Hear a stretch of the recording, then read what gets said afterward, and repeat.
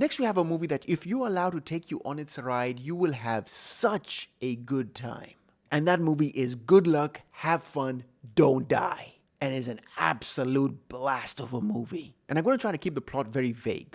Sam Rockwell walks into a diner. He says he's from the future. He's here to get a team to save the world because AI and technology are going to take over and destroy everything and put us in a post-apocalyptic horror hellscape. And now a select few are going to be chosen by him to save the world. And what we have here is a zany, quirky, off-kilter, in the best of ways, time travel movie. Dark comedy, emphasis on the dark as well as the comedy, that has you wondering, is Sam Rockwell off his rocker? Pun intended. Or is he the savior of humanity? Not the one we expect or thought we'd get, but the one we deserve. This movie is the definition of a fun time. We have seen this type of story many different ways before, but this one has a touch of freshness to it, with Sam Rockwell stealing the show as he usually does. But when he plays characters with this kind of ADHD type energy, he shines so much more. And as much as Sam Rockwell is the main star, the supporting characters are all played very well and are all given their individual side stories that coalesce to this moment in the diner where he needs to recruit them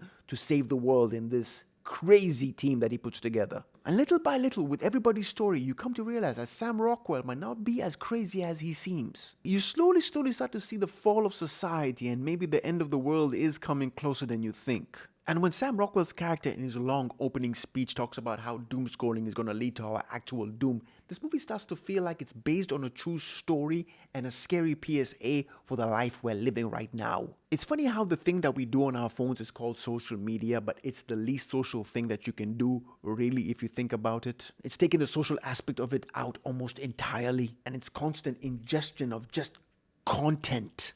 We can go to a house party of nearly 50 to 80 people, but only 4 or 5 people will actually be talking to each other, while the others are looking at other people from all over the world rather than the ones right in front of them. That shit is really scary if you think about it. Like, sit down and think about it. There's a scene where a character is in a classroom. He's a teacher trying to get one of his students off his phone, and slowly as he gets closer towards the student and he's just looking at the reels, he's trying to tell him to stop looking at the reels, and he just goes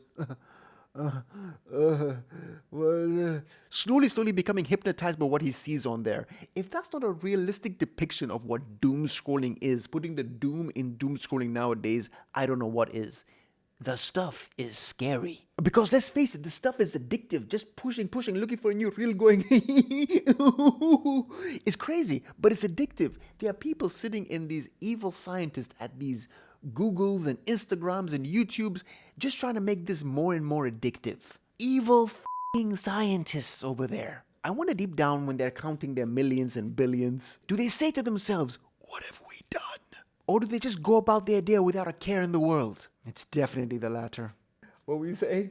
And with all that, this movie slowly reveals things to you. Why all these things are going on, it reveals so many things to you that are happening in the world nowadays. Keeps you on your toes, not just in the movie, but also in real life. That seeing if these things are affecting the people this way and we are seeing it happening, why can't something like this happen in real life? And with each character in this movie, you start to see even more and more horrific things as to how this technology is going to take over the world. It's not a slow build-up. Every character shows you how crazy the world is going to get in the future. It really holds your attention really well. It held my attention throughout the movie. Because they also know that the very same people that they are mocking in this movie, the people that scroll their phone, are the same ones that are watching this movie going, it's already boring, I'm already bored. Showing you already how society has fallen into the depths of despair. There's a segment in this movie that really puts the dark in dark comedy when one of the characters loses a loved one in a school shooting. And they treat it so nonchalant, it makes it even more scary. And after this horrible ordeal, she is given the option to clone her loved one,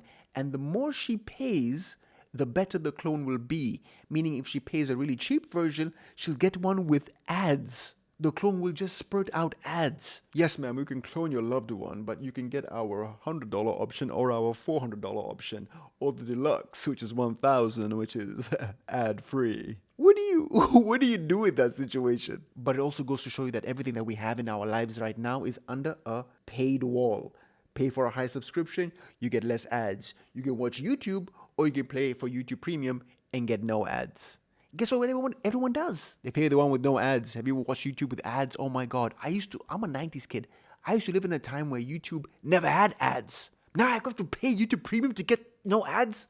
I hate saying the good old days, but man, do I miss the good old days. Now, when it comes to the ending, I thought that it left a lot to be desired, but when you think about the type of movie that this is, the ending is almost is as good as it could have been. It could have been a little bit better. It's not horrible, but it's not great, but it doesn't disappoint me. For what kind of movie this is, I thought the ending, after I sat with it for a little bit, I thought the ending was really good. It's not a perfect ending, but it's not a bad ending either. And nowadays, I'll take that. This whole movie was much deeper than I thought it was going to be in the best of ways, in the best way possible. And the moment it finished, all I wanted to do was rewatch it again with what I know now from the movie so I could pick up on things that I didn't pick up on the first time. And if you can watch this with a group of people at a gathering or at a real party with their phones put away, good luck and have fun trying to convince people to do that these days. Can I take a phone, please, before we watch the movie? No, please. You can take my kidney. I just don't want to power with my phone. Please, just don't take it away. No, please. Talk about attachment issues. I think this is one of the year's best movies so far. It is a lot of fun just to watch, and it's a lot of fun just to figure out how we're going to get to the ending. What's going to happen? How quirky is it going to get? It gets pretty quirky. It gets pretty zany. And I love it for it. And I can't recommend it enough. This movie gets a very high rating of buy it on Blu-ray 4K HDR. It's one of those movies that will reward you for the amount of times that you watch it. You watch it the second time, you will notice things that you did not see the first time. And funny enough, I believe that it's out on 4K, so you can buy it, or you can rent it, or you can stream it. Do one of them, you won't be sorry.